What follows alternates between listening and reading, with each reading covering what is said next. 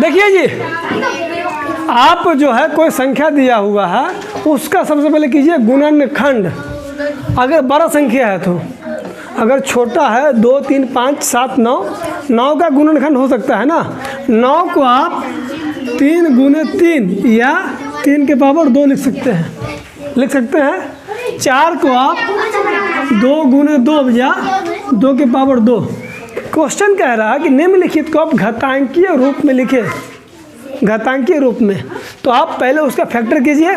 Factor मतलब गुणनखंड। गुणनखंड कैसे होता है पता है ना जी? मान लीजिए अगर 27 है तो 3 से लगाइए 9, 3 से लगाइए 3, तो 27 बराबर 3 गुने 3 गुने 3। ये तो हो गया गुणनखंड, जो आप एलसीएम लेते उस तरह करते हैं। अब 3 कितने मरतबा है? 3 मरतबा। तो इसको आप लिख सकते हैं 3 के पावर 3। इसे क्या बोलते हैं? घातांकीय रूप इसको बोलते हैं। ये गुणनखंड है, ये उसका घातांकीय रूप है। अगर 16 होता तो इसको करते 2 से 8, 2 से 4, 2 से 2। इसको आप 1 2 3 4, अब टाइम बचाइए। इसको आप 16 बराबर 2 के पावर 4 लिख सकते हैं। अगर 32 होता तो 2 के पावर 5 लिख सकते हैं। अरे 16 दूनी 32 होता है ना जी, करके देख लीजिएगा। ठीक, तो उसी तरह यहाँ 4 है, तो पहले क्या करेंगे हम इसके रूप में लिखेंगे हम। ठीक, चलिए। तो 2 के पावर 3 गुने 3 के पावर 4 गुने 4 को हम 2 के पावर 2 लिख सकते हैं। कोई दिक्कत? अब देखिए 3 गुने 32 को आप 2 के पावर क्या होगा? 2 के पावर 5 होगा ना। समझ गए ये चीज़? अब देखिए जैसे आप काटते हैं भाग में, नीचे वाला क्या होता है? भाग में होता है, ऊपर वाला गुना में होता है। देखिए ये और ये गुना में है, तो 2 के पावर 3 प्लस 2। कोई दिक्कत? नीचे वाला क्या है? नीचे वाला भाग में है ना जी। तो इसको हम भाग जब देते हैं तो माइनस करते हैं ना। नहीं समझ में आया जी?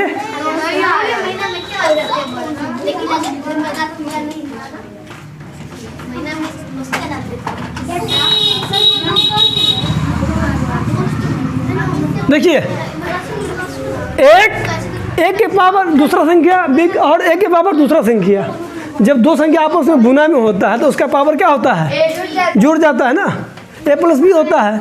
और 3 के पावर 4 पहले था और नीचे 3 है और यहाँ 3, 2 के पावर 5 है।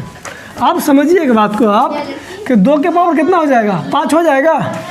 और गुने में 3 के पावर 4 और भट्टे में 3 और गुने में 2 के पावर 5। या तो ऐसे काट दीजिए 2 के पावर 5 2 के पावर 5, दोनों बराबर है, कट जाएगा।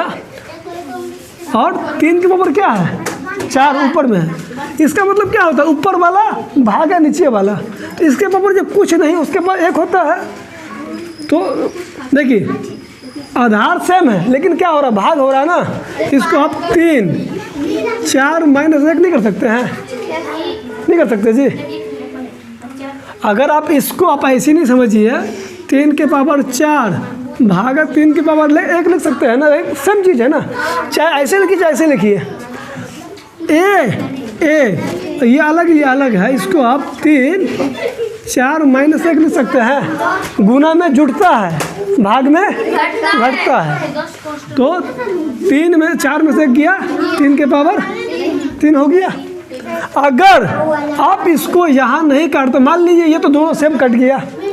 अगर मान लीजिए कि अगर सेम नहीं रहता, ऊपर में क्या है? ऐसे कर देते हो 2 गुने 5 के 5 ऊपर वाला माइनस नीचे वाला।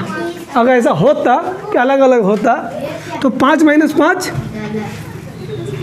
3 के पावर 3 और 2 के पावर क्या होगा? 0 ना होगा जी। 5 माइनस 5 0। किसी संख्या में जो 0 होगा तो उसका आंसर कितना आएगा? 1 आएगा ना जी। कल समझाए थे ना? किसी संख्या पावर अगर और काट के 1 लाए थे ना, इसका तो 1 होगा था, सीधी इतना आंसर हो गया। कोई दिक्कत? चलिए।